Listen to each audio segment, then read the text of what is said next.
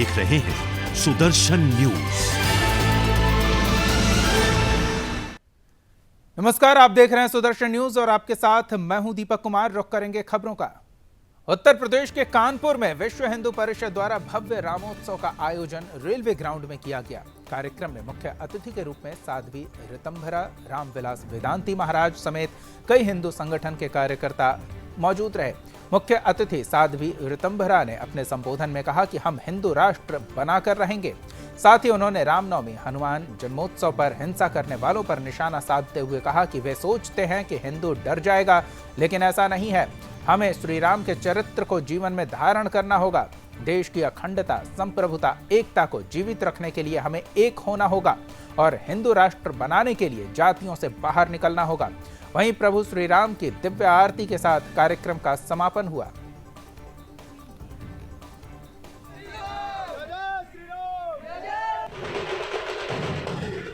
विश्व हिंदू परिषद का ये प्रोग्राम कानपुर निराला नगर मैदान में आयोजित किया गया है रामोत्सव के नाम से। यहाँ पर सबसे बड़ी बात ये है कि ये राम के नाम पे जो हर घर से 6000 गांवों के बच्चे राम के रूप में यहाँ पे आए हुए हैं। जिस तरह से हम आपको दिखा दें कि यहाँ पे सारे राम की तरह से बच्चे हैं जो राम के रूप में यहाँ पर आए हुए हैं। और सबसे बड़ी खास बात यह है कि यहाँ पुष्प विमान जो बनाया हुआ है सबसे बड़ा है, जो कि हम आपको ये दिखा देते हैं कि यहाँ पे जो पुष्प विमान बनाया गया है, जिस तरह से श्री रामचंद्र जी लंका में सीता जी को विजय जीत के लाए थे, तो यही पुष्प विमान जो उससे आया गया था, उसी पुष्प विमान से यहाँ पर राम जी आए हुए थे। ये वही पुष्प विमान है जो यहाँ पर रामलीला मैदान में बनाया गया है, जो हम आपको दिखाना चाह रहे थे। और ये करीब हमारा 80 फीट लंबा, 90 फीट चौड़ाई का है। और यहाँ पर रामोत्सव के भगवा भी लहरा रहे हैं, जिसमें से आपको दिखा देते हैं रामलीला ग्राउंड में भगवा लहरा रहे हैं। और उसके बाद यहाँ पे हर तरह से 6000 गांव से बच्चे जो आए हुए हैं, यहाँ पर हर बच्चा राम राम का रूप लेकर आया हुआ है। यहाँ पे सारी व्यवस्थाएं की गई हैं। और इसके अलावा आज रामोत्सव का बड़ा प्रोग्राम किया गया विश्व हिंदू परिषद से। और विश्व हिंदू परिषद का यही मानना है कि हर घर में राम और राम का नाम लिया जाए। ये यहाँ राम महोत्सव मनाया जा रहा है। इसमें हम लोग भारतवर्ष को, हिंदुस्तान को, अपने को हिंदू राष्ट्र घोषित कराने की मांग करेंगे। और इसके लिए हम दृढ़ संकल्प हैं कानपुर की भूमि से कि एक दिन अपना जो है हिंदुस्तान हिंदू राष्ट्र के रूप में आएगा। इसी की मांग हम लोग मोदी, योगी आज सबसे करते हुए और ये चाहते हैं कि हिंदू राष्ट्र की घोषणा हो। जय श्री राम। लखीमपुर खीरी जिले में पुलिस और एसटीएफ की टीम को बड़ी सफलता हाथ लगी है, जहां पर उन्होंने धन दोगुना करने का लालच देकर ठगी करने वाले अंतर जनपदीय गिरोह के 2 सदस्यों को धर दबोचा है। गिरोह के 3 सदस्य अभी भी फरार बताए जा रहे हैं।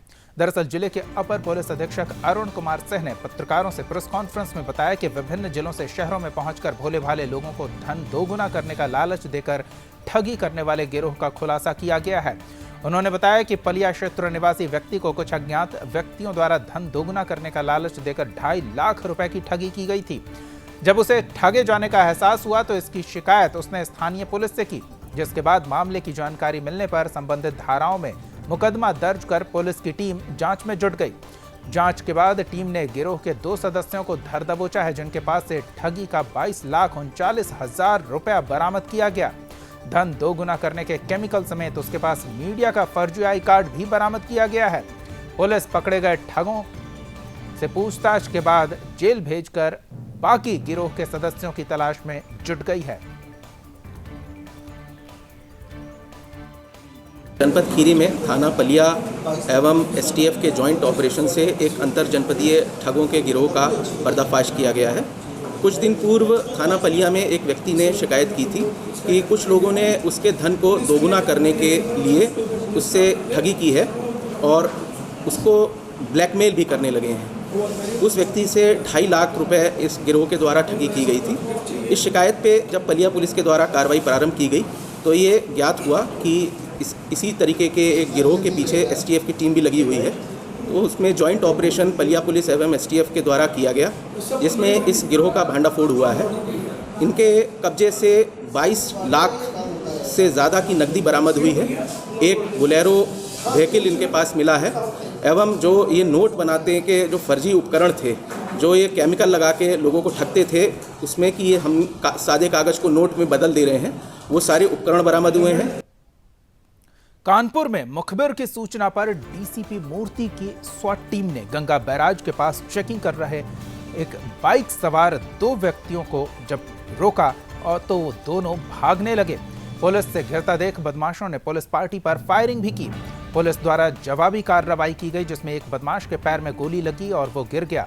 दूसरा साथी अंधेरे का फायदा उठाकर भाग निकला। घायल बदमाश जावेद उसके साथी द्वारा कुछ दिन पूर्व थाना नवाबगंज क्षेत्र में शराब सेल्समैन के साथ हुई लूट और स्नैचिंग के मामले का आरोपी है।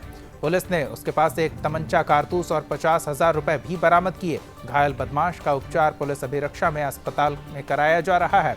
पुलिस आगे की कार्रवाई में जुटी है।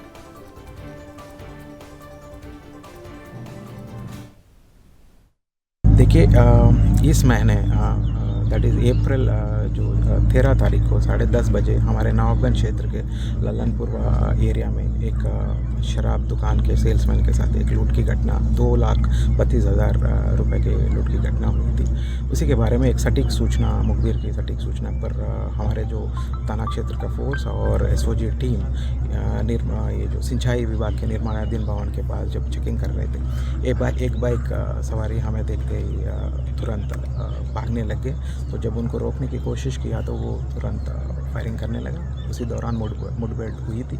उसी मुठभेड़ के दौरान वो घायल हुआ है।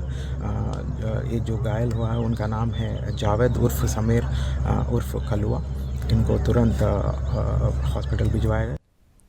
यूपी के बुलंदशहर में फैक्ट्री के चौकीदार की अज्ञात बदमाशों ने सिर पर हथियार से वार कर हत्या कर दी और शव की सूचना मिलने से क्षेत्र में हड़कंप मच गया। पुलिस ने शव को पोस्टमार्टम के लिए भेज दिया है। मृतक के पुत्र ने अज्ञात बदमाशों के विरुद्ध हत्या का मामला दर्ज कराया है। प्रारंभिक जांच में रंजिश में हत्या का मामला सामने आ रहा है। थाना अलीगढ़ के रहने वाले हरप्रसाद पिछले कुछ वर्षों से बुलंदशहर में ही रह रहे थे। फैक्ट्री में चौकीदार के पद पर तैनात थे। उसका परिवार पास ही स्थित दूसरी फैक्ट्री के पास रहता था। चौकीदार के सर पर लाठी डंडों से वार करके हत्या का मामला सामने आ रहा है।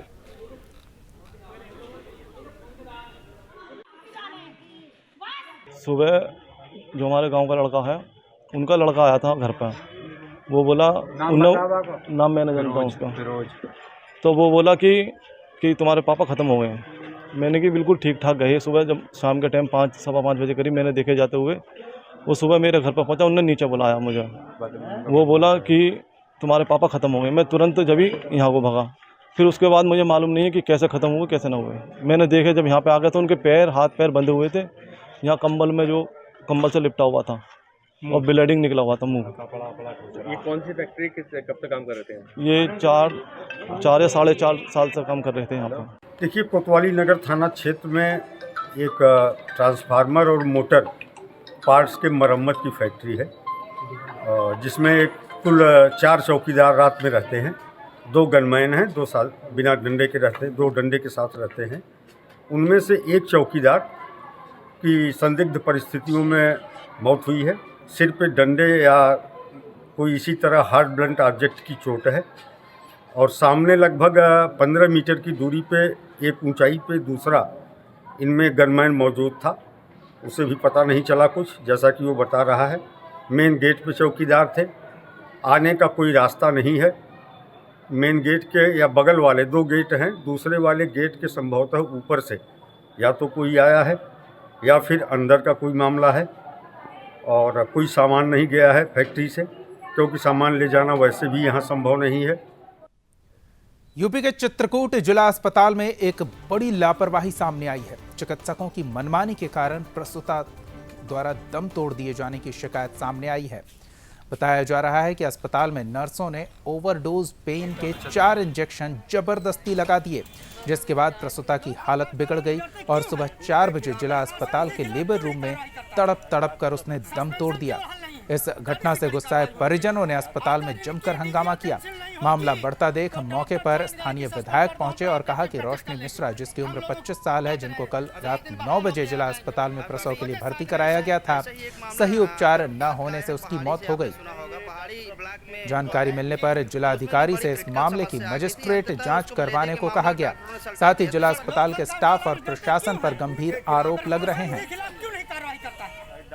सस्पेंशन केवल हल नहीं है, कड़ी से कड़ी कार्रवाई होनी चाहिए। लोग सरकार से डरते क्यों हैं? उनके खिलाफ प्रशासन के खिलाफ क्यों नहीं कार्रवाई करता है? सस्पेंशन केवल हल नहीं है, कड़ी से कड़ी कार्रवाई होनी चाहिए। अगर इनकी डिग्रियां कैंसिल नहीं होगी तो डॉक्टर जान गए कि सस्पेंड कर दो, हम प्राइवेट प्रैक्टिस कर लेंगे। हम लोगों आते रहेंगे, 4 दिन बहाल होके आ जाएंगे। अब अभी ऐसा ही एक मामला गर्भपात का आया है पहाड़ी से, आपने सुना होगा, पहाड़ी ब्लॉक में हुआ है। तो उसमें भी बड़ी क्रिटिकल समस्या आ गई थी, अंततः उसको ले दे के मामला डॉक्टरों ने सल्टा दिया। तो इस पर आपका क्या कहना है? ये इनकी यूनियन हावी हो जाती है, कोई कार्रवाई नहीं होती और मामला खत्म हो जाता है, इसलिए डॉक्टर डरते नहीं। तो क्या ये लोग दबाव बना देते हैं क्या पीड़ित परिजन? शायद कहीं दबाव बना लेते हैं, शायद इस वजह से ऐसा नहीं हो पा रहा है। प्रशासन जानता रहता है लेकिन कुछ कर नहीं पाते। 12 बजे दोपहर में पहले तो 12 बजे आए थे। 12 बजे आके उन्होंने कहा, देखा, नर्स थी, नर्स देखा तो बोला कि अभी एक फिंगर खुला है बच्चेदानी। तो बोले अभी नहीं होगा, रात में होगा। फिर बोले जांच कर, पानी जा रहा था उसके, बोले जांच करवा लो। तो फिर एक वहाँ मशीन में थे, डॉक्टर बैठे थे, उसने जाँच किए। उससे हमने पूछा कि सर कितना टाइम लगेगा, मतलब डिलीवरी में कितना टाइम है? उसने बोला ये पढ़ाई हमने नहीं पढ़ा। हमने कहा ठीक है, नहीं पढ़े हम, अब आगे जवाब ही नहीं है कोई। लौट के घर चले गए। फिर हम 10 बजे रात में लेके आए।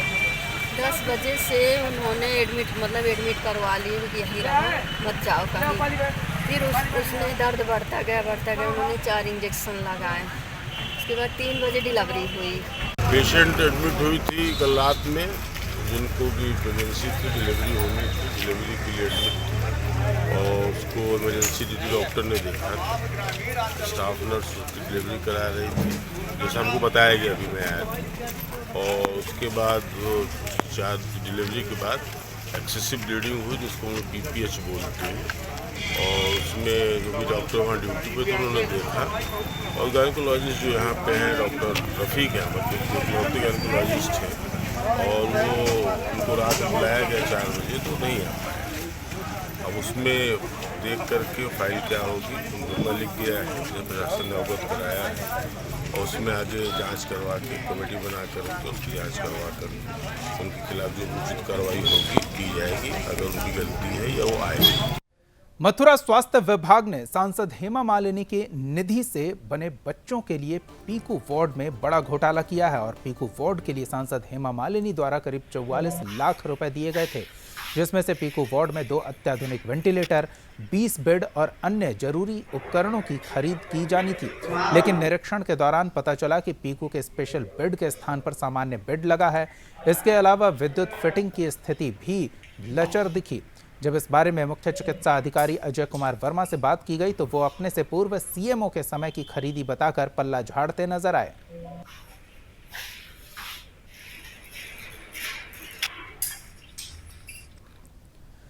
चंदौली में सदर ब्लॉक अंतर्गत भिखारीपुर गांव के सीवान में गेहूं की खड़ी फसल में अचानक आग लग गई। इस भीषण आग में अन्नदाताओं के 60 बीघा गेहूं की फसल जलकर राख हो गई। कड़ी मशक्कत के बाद किसी तरह आग पर काबू पाया जा सका। सूचना मिलने के बाद देरी से पहुंची फायर ब्रिगेड की गाड़ी खेत में गई, जिसके बाद किसानों और पुलिस कर्मियों को धक्का देकर उसे बाहर निकालना पड़ा। वहीं पुलिस ने मौके का मुआयना किया है और सरकार की तरफ से प्रभावित 80 के करीब किसानों को जल्द ही मुआवजा देने का आश्वासन दिया है। इस बुलेटिन में फिलहाल इतना ही। आप देखते रहिए सुदर्शन न्यूज। जय हिंद।